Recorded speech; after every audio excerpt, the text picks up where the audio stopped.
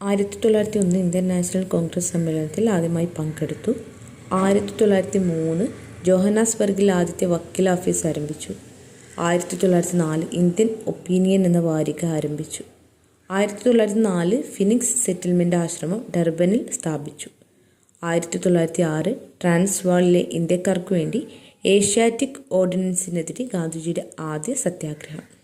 1907 ഏഷ്യക്കാരുടെ നിർബന്ധിത രജിസ്ട്രേഷനെതിരെ ഗാന്ധിജി സത്യാഗ്രഹം സംഘടിപ്പിച്ചു. 1908 ഗാന്ധിജിയുടെ ആദ്യ ജയിൽവാസം. 1909 ഹിന്ദ് സ്വരാജ് എഴുതി. 1910 ജോഹന്നാസ്ബർഗിൽ ടോൾസ്റ്റോയ് ഫാം എന്ന പേരിൽ ആശ്രമം സ്ഥാപിച്ചു. 1914 ഇംഗ്ലണ്ടിൽ ഇന്ത്യൻ ആംബുലൻസ് സംഘം രൂപീകരിച്ചു.